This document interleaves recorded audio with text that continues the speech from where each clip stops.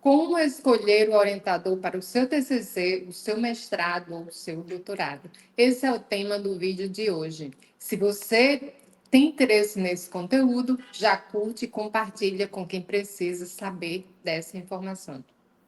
Além disso, se inscreva no nosso canal, porque assim você sempre será notificado quando nós postarmos novos vídeos com conteúdos relevantes para o desenvolvimento da sua escrita acadêmica, do seu TCC, do seu mestrado, do seu doutorado e até do seu pós-doutorado. Bom, Meretus, a proposta do nosso vídeo hoje é darmos orientações para aquele aluno, para aquela aluna, para aquela pessoa que está em busca de um orientador. Quem não teve essa dúvida, esse problema em escolher o orientador?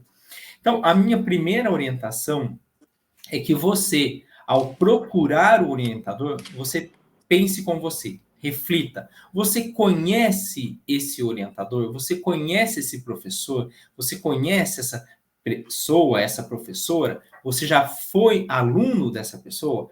Porque se você conhece, você com certeza já tem mais informações sobre o perfil acadêmico dessa pessoa, sobre o perfil pessoal dessa pessoa e pode fazer uma escolha melhor. Porém, em alguns casos, você não conhece aquele futuro orientador, aquela futura orientadora, aquela futura pessoa que virá a te acompanhar durante um período, por vezes, relevante da sua vida, anos da sua vida, se for um mestrado, se for um doutorado, e num momento muito importante da sua vida, que é a realização do mestrado, do doutorado, do pós-doutorado e até mesmo do TCC. Então, a primeira pergunta que você deve se fazer é: eu conheço essa pessoa? Porque se eu conheço, eu já tenho mais informações, já estou largando na frente daqueles que não conhecem. Mas no mundo real, muitas vezes nós vamos buscar um orientador, buscarmos uma orientadora que nós não conhecemos. E aí nós precisamos buscar algumas informações sobre essa pessoa que nós não conhecemos. Uma segunda indicação seria buscar o perfil acadêmico daquele professor. Quais são as publicações daquele professor? Que área ele trabalha? Quais são as prioridades acadêmicas desse professor que você pensa em convidar para ser seu orientador? Porque muitas vezes a produção acadêmica, a produção científica e os interesses acadêmicos e científicos daquele profissional não estão alinhados aos seus interesses. Então, se os interesses de ambos não estão alinhados, pode haver um conflito de interesses e pode haver um rompimento dessa orientação em meio ao processo. Então, aí também é um ponto a ser observado, porque isso vai facilitar ou dificultar o seu processo de elaboração de TCC, o seu mestrado, o seu doutorado e até mesmo o seu pós-doutorado.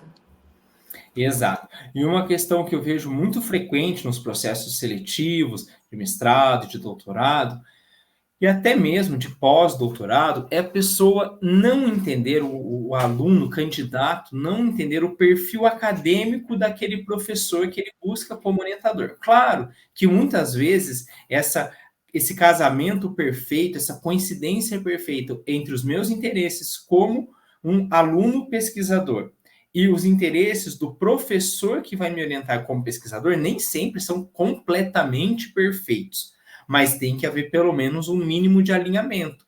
Porque senão O alinhamento e a compatibilidade, digamos assim, não precisa ser 100%, mas 70%, 80% é o ideal, porque se for completamente contrária, é inviável essa orientação.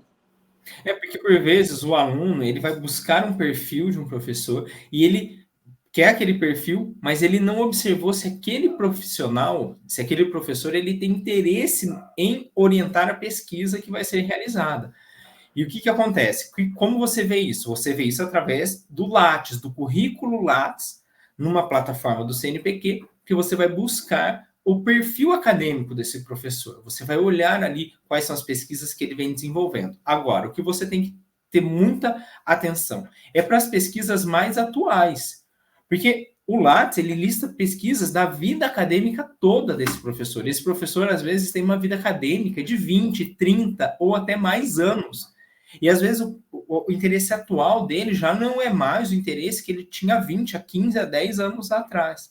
Então, muitas vezes, essa pesquisa que ele realizou, ele já não quer mais orientar naquela linha, ele já não quer mais orientar trabalhos naquela temática. Então, você, como futuro orientando, tem que estar muito atento, a meu ver, principalmente para as pesquisas atuais. Isso quer dizer que o orientador não vai orientar algo que ele já orientou no passado? Não, pode ser que sim, mas provavelmente ele está mais interessado naquilo que ele está pesquisando agora. Então, busque as publicações mais atuais, as pesquisas mais atuais desse orientador.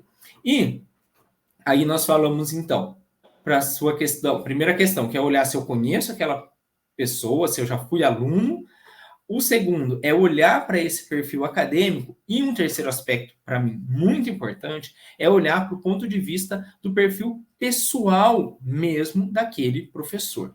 Por quê? Eu posso olhar o Lattes daquele professor e pensar, olha, os interesses de pesquisa dele são bastante compatíveis comigo. A depender aí do nível de escolarização que eu estou buscando, por exemplo, mestrado e doutorado, tem muita gente também que seleciona os professores olhando, por exemplo, para a quantidade de publicações, para o índice de citações daquele profissional, porque isso ensejaria uma maior probabilidade de ter bolsas de pesquisa.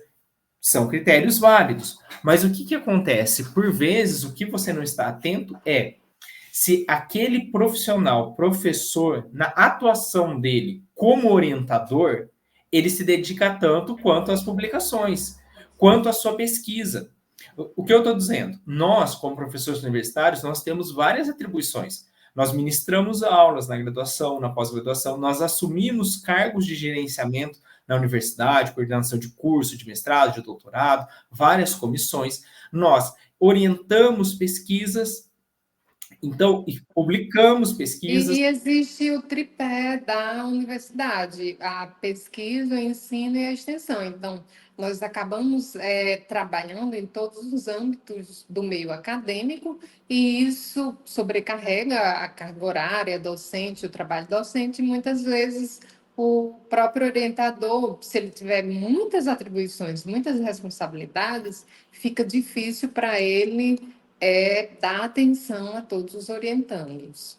Exatamente, vamos pensar um orientador que esteja, por exemplo, em um cargo de chefia, ele é um chefe de Isso. departamento, ele é um pró-reitor de alguma das secções em que a universidade tem. Então, o que nós temos aí? Às vezes, uma pessoa que, naquele momento, profissionalmente está sobrecarregada, ou que, dentro do perfil mesmo dela, ela não se dedica tanto à orientação, ela prefere se dedicar à própria pesquisa, aos artigos, enfim, a eventos. Cada profissional tem um perfil acadêmico dentro da universidade. Isso não é um problema. Isso é um fato de que as pessoas têm perfis diferentes. Se eu sou um orientando que tem mais autonomia, que eu consigo ir por mim mesmo mais, ótimo. Mas se eu preciso de mais auxílio, de mais leituras, de mais orientações, de mais reuniões com o meu orientador, e esse orientador não tem esse perfil, nós vamos ter um certo problema. Como eu vou saber quanto e como esse orientador se dedica à orientação? E não a se ele é um excelente professor em sala de aula, não se ele é um excelente gestor como coordenador de uma pós-graduação, não se ele é um excelente, ele tem um índice excelente de publicações, de produção acadêmica, através de livros, capítulos e artigos. Eu vou saber perguntando a orientandos e ex-orientandos. Então, hoje nós temos muitos fóruns de alunos, grupos de WhatsApp, de Facebook, em que você pode perguntar como é fulano de tal no que se refere à orientação. E, claro, quanto mais específico for a sua pesquisa, melhor. Ele se dedica, ele faz reuniões semanais, mensais, quinzenais, ele lê os textos dos orientandos antes da publicação. Como é essa orientação? Para que você também depois não fique frustrado. Imagina, olha, eu consegui fazer, por exemplo, mestrado, doutorado, ou estou tendo meu TCC orientado por um professor muito importante, muito renomado na área, mas que não está te dando um mínimo de respaldo para que você conduza a sua pesquisa, né? Porque a pesquisa ela é conduzida pelo orientando, pelo pesquisador, seja ele fazendo uma monografia de conclusão de curso, um TCC, um mestrado, um doutorado e até um pós-doutorado. Mas também é necessária essa relação do orientador, por isso esse perfil pessoal dessa pessoa na atribuição de orientador, para mim, ela é super relevante. E, Lucas, dentro dessa questão do perfil pessoal, tem outra pontuação que é relevante também, que é a questão de avaliar o caráter, o perfil comportamental do professor. E não é por ser bom ou mal, como você mesmo falou, os perfis são diferentes. E, às vezes, uma pessoa tem um perfil incompatível com o meu perfil. E aí se torna inviável trabalhar, principalmente quando são trabalhos de médio e longo prazo, que é o caso de um mestrado, um doutorado, por exemplo. E todos nós que convivemos com o meio acadêmico, nós conhecemos alguém que não concluiu um TCC por uma má relação com o orientador e justamente por essa incompatibilidade de perfis comportamentais, de caráter, de valores, etc. Também conhecemos alguém que não concluiu o mestrado pela mesma razão, e eu conheço pessoas que nunca concluíram o doutorado, fizeram todas as disciplinas e tal, mas nunca concluíram o doutorado por uma má relação com o orientador. Então, muito embora essa questão de escolha do orientador passe despercebida de muita gente, é uma questão crucial, porque ela pode atrapalhar o seu processo, pode lhe ajudar nesse processo. Então, aí você, dependendo da escolha, ou vai atrapalhar ou vai lhe ajudar. E, obviamente, quem quer aprovar um TCC, quem quer aprovar a conclusão de um mestrado ou um doutorado, vai querer que esse orientador facilite, lhe ajude, seja um intermediador de conteúdo e conhecimento.